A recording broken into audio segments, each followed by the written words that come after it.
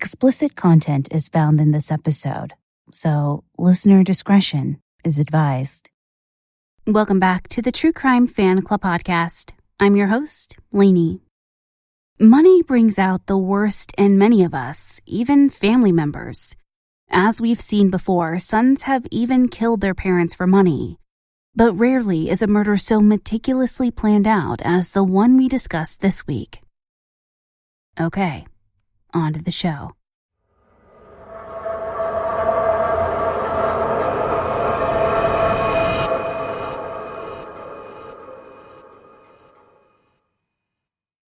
In 2016, Joel Guy Jr. lived in Baton Rouge, Louisiana. Joel was unemployed and was being financially supported by his parents, Joel Guy Sr., or Mike as his family called him, and his mother, Lisa Guy. His parents lived in Knoxville, Tennessee, but Thanksgiving of that year was set to be the last in their home, as they had recently sold it and were moving to Surgeonsville, Tennessee. Mike had been laid off from his job, and they were moving into his deceased mother's home. After 9 years of supporting their son, Mike and Lisa were planning on telling him over Thanksgiving that he would have to make it on his own. Joel Jr. had driven up from Baton Rouge before Thanksgiving.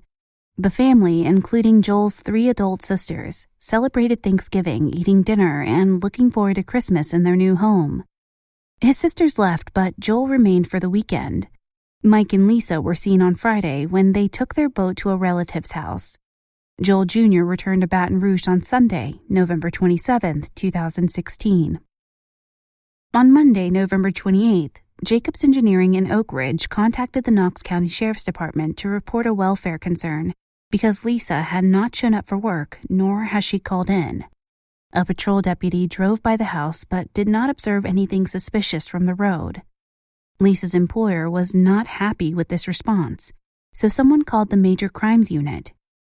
They explained to the officers that Lisa had a meeting scheduled that day and she would not miss it without calling someone.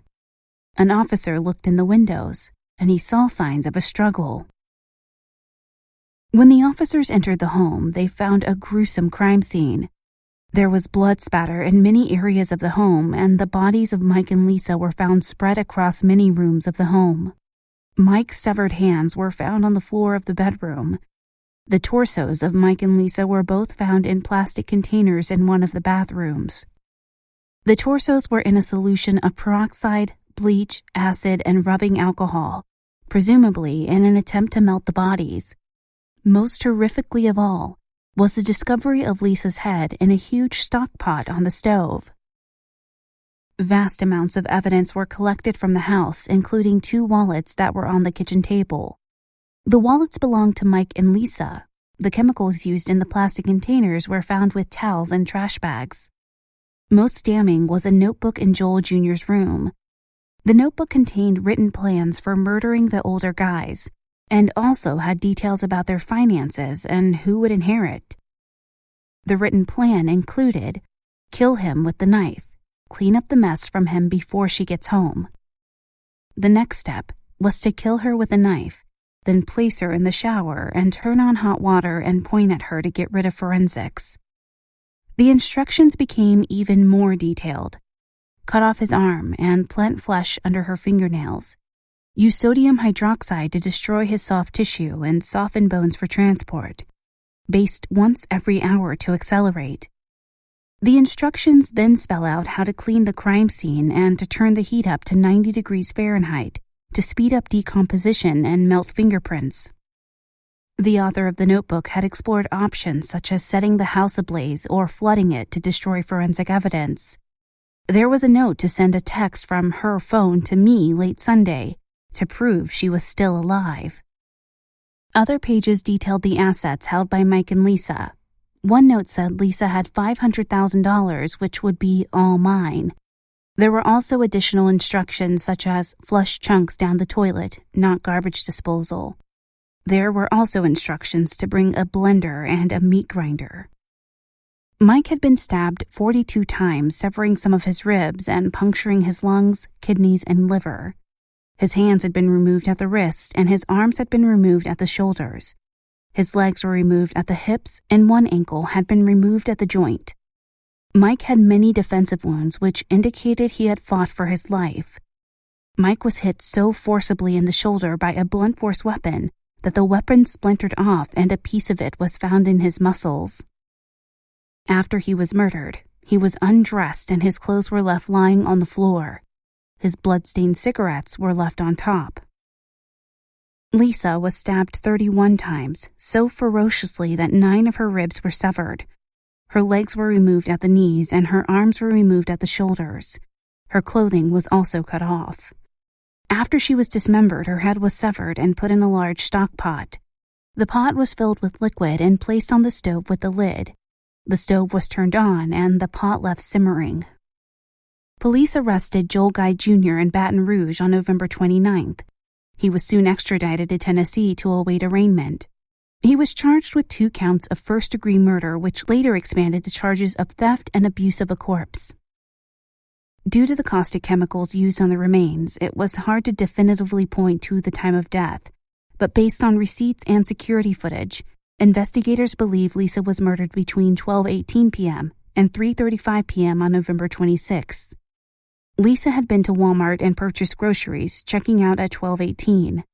Joel was seen in Walmart at 3:35 p.m. and he had wounds on his hands. He was purchasing self-care items, apparently to take care of his wounds. Family members said it was odd for Lisa to enter the house through the front door, because she usually entered through the garage and walked into the kitchen. However, the groceries were found scattered in the foyer, indicating she probably came in the front door. Mike's sister, Renee Charles, said Mike and Lisa were not expecting Joel to come home for Thanksgiving, so said they were going to tell him over Christmas he was no longer supported by them. He was planning on coming home for Christmas. Mike's oldest daughter, Michelle, testified that she saw her parents on October 28th, and they had told Joel to start looking for a job. She said that Thanksgiving was somewhat tense because they had told him they would no longer be footing the bill. One of their daughters said Lisa only worked to support Joel. Defense attorneys argued that these comments about Joel being cut off financially were hearsay and had no relevance.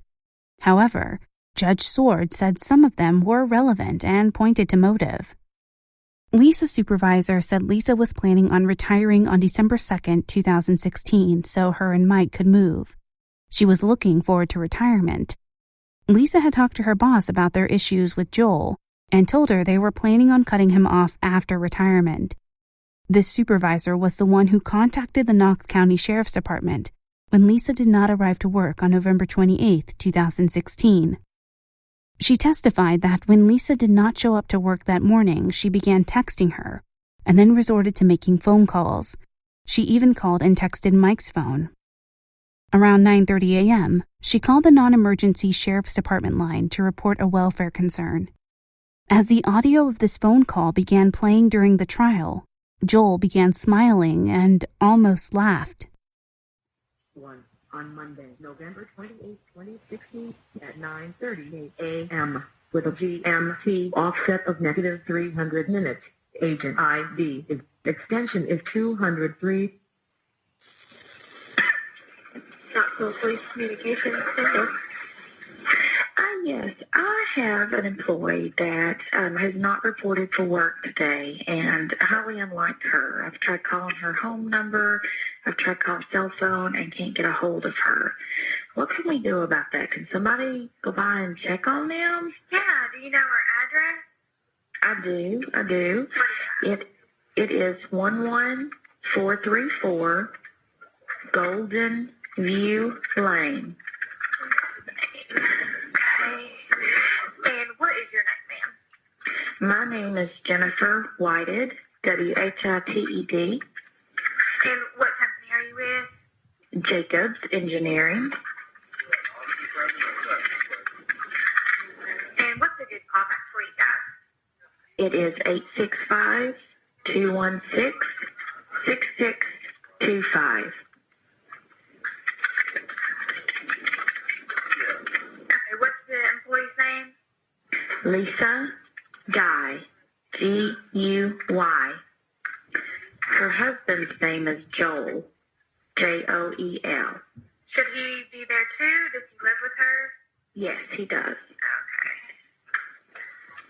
And they do have a dog named Jake. I think he's a big baby. Okay. How old is she, do you know? She is in her, I think, late 50s. Do you know if she has any medical issues? No, I mean, she has high blood pressure, but that's all that I know of. Okay.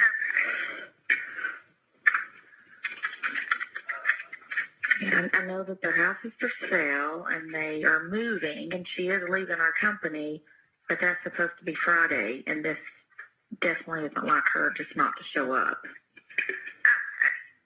I'll send a call over to officers, have them swing by and check on her. And if anything changes before then, just give us a call back here, okay? At the same number? Yes, ma'am. Okay, great. Thank you so much. You're welcome. Bye-bye. Bye-bye. After that, did you make a second call? I did. And can you tell the jurors about that? I had realized that nobody had called me, still could not get a hold of Lisa or Joel. So I called back to see what they had found with the welfare check. And I was told that everything seemed to be fine, that nothing looked out of the place. And so they didn't do anything further. I asked them to please go back because I knew that something was not right. She had plans with other coworkers that day, and that she would not have canceled or just blown them off. She would have at least called. So I asked them to go back. And what is the next thing you heard in response to your request? I was told that they would talk to a detective to see what they thought, and they would get back with me. And what happened next? It was probably 20 to 30 minutes later, I think, that I got a phone call from a detective wanting to ask me more questions about Lisa and what I knew. But I did not know that anything in particular had happened. Right. Was there something special planned that day for Lisa? There was a lunch that she was going to have with some other coworkers for her retirement. All right. And when did you hear what had happened? In their home? What had happened in their home? I had heard that there were bodies found Monday evening, so that evening.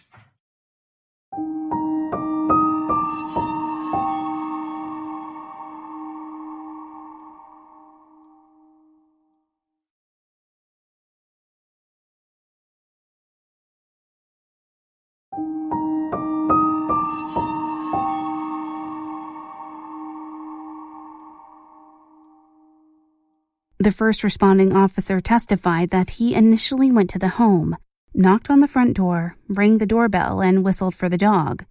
He returned to the front door, rang the doorbell again, and knocked, but did not peer in the windows because this was an officer safety concern. He left the area but returned a few hours later when a detective from the department said he had more information. He met the detective there and they canvassed the neighborhood to see if anyone had seen anything. The detective entered the backyard and approached the back door. He noticed that the doorknob was missing and so peered into the hole, noticing what appeared to be signs of a struggle. As mentioned previously, officers made entry through the garage and made their horrific discoveries. Officers testified that the heat increased as they went up the stairs. One officer testified that his forehead tingled from the chemicals that permeated the air. He said when he found the severed hands, one was open, lying palm up, and the other was behind it in a fist. He could hear the dog barking in one of the upstairs rooms, but did not let the dog out. Michelle said she found out about her parents' deaths late in the afternoon of November 28th. She had texted her parents over the weekend, but they had never responded. She called her sister on the way to work to ask if they were mad at her because it was odd for them not to respond to her texts. She tried to call her parents again, and it went straight to voicemail. Around 2:00 p.m. that day, Lisa's boss had contacted Michelle via Facebook and said she needed to call Detective McCord. He asked to meet her at the Harley-Davidson store, which is where he delivered the news. He told her the bodies were not identifiable, but did not get into specifics. Michelle said to cover their faces, because they both had the 1980s written all over them, especially with their hair, and so could be identified that way. Michelle was executor of her father's estate, and she became aware of some financial transactions after their deaths. There were some large sums of money taken out of Mike's accounts, one to LSU for tuition and another around $10,000 to Joel's apartment complex. Because the transactions occurred after Mike's death, they were considered theft and they were able to get a refund from LSU and some other vendors. The apartment complex refused to refund the money. Michelle testified that Joel was never outgoing and friendly, but at Thanksgiving he interacted with her 3 sons, even giving them some of his old toys that Lisa had saved. Michelle thought it was weird and kept going upstairs to check on her boys. She also noticed blue tubs in the back of Joel's car when she pulled in. Additional evidence surfaced that showed Joel beginning to plan the murders as far back as November 7, 2016. He began purchasing chemicals, knives, plastic sheeting, plastic totes, and other items from various stores. During the trial, Joel showed little emotion, even when they displayed body cam footage of the home, or when discussing his mother's head in a stock pot. Joel's trial was the first major trial to happen in Knox County in 2020 after the COVID pandemic began. There were social distancing guidelines in place as well as the need for masks. Judge Sword explained that everyone there was an adult and he did not have time to police whether or not they were wearing masks or if they were sitting too close to someone. After a week, the trial ended and the jury found Joel guilty on multiple counts. He was found guilty on 2 counts of premeditated murder, 3 counts of felony murder, and 2 counts of abuse of a corpse. Judge Sword sentenced him to life in prison, but another sentencing hearing is scheduled for November 19, 2020, to determine if the sentences will be served concurrently or consecutively.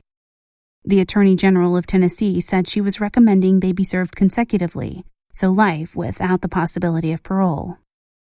But at this time, Mr. Guy, I'm going to ask you to please stand. Joel Michael Guy and docket number 110145, after being tried by a jury of peers, the first-degree premeditated murder of Joel Michael Guy, the court now sentenced you to life in prison in the Tennessee Department of Corrections. Count number 2, after being found guilty by a jury of peers of the first-degree premeditated murder of Lisa Guy, I now enter sentence of life in prison in the Tennessee Department of Corrections. Count number 3 is the first-degree felony murder during the perpetration of first-degree premeditated murder of Lisa Guy. The court now sends you to life in prison in that count to merge into count number 2. Count number 4 is first-degree felony murder during the perpetration of theft of Joel Guy Sr. The court sentences you to life in prison in Tennessee Department of Corrections. That will merge into count number 1. Count number 5 is the first-degree felony murder during the perpetration of theft of Lisa Guy. The court sentences you to life in prison. That will merge with count number 2. That will be the court sentence. The court stands adjourned. The defense tried to suppress the victim impact statements, but Judge Sword allowed the victims to give a statement, just cautioning them against directing any negative statements to Joel. The first one to read an impact statement was Lisa's oldest brother, Alvin Mediri, Jr., who explained their mother was hospitalized after Lisa's death.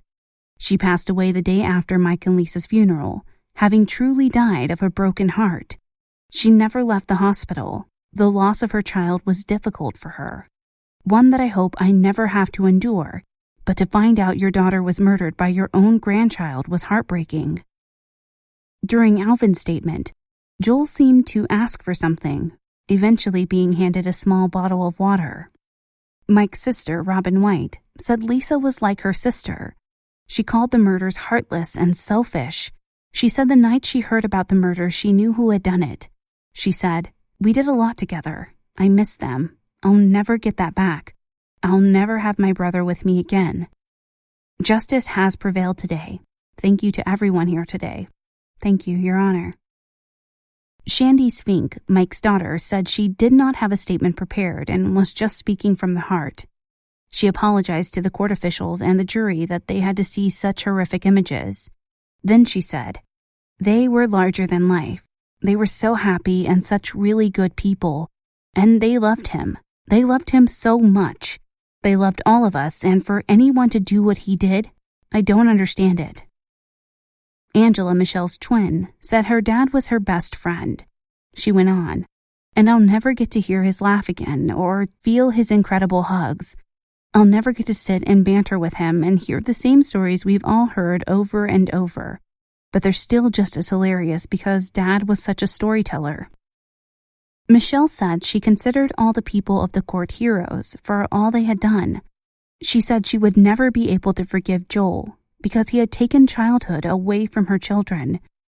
Michelle said she mourned her father but raged for Lisa as a mother because Lisa was such a good mother and loved Joel so much. She knew it had broken Lisa's heart when she realized her own son was about to kill her.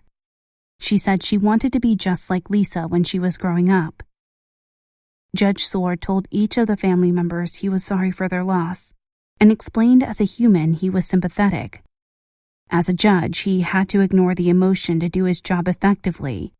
He said the family had expressed faith as a way to get through this ordeal, so he referred them to Romans 5:20, where sin abounded, grace did much more abound. Okay, fan club members, as I conclude this episode, my one question to you is, how will you sleep tonight?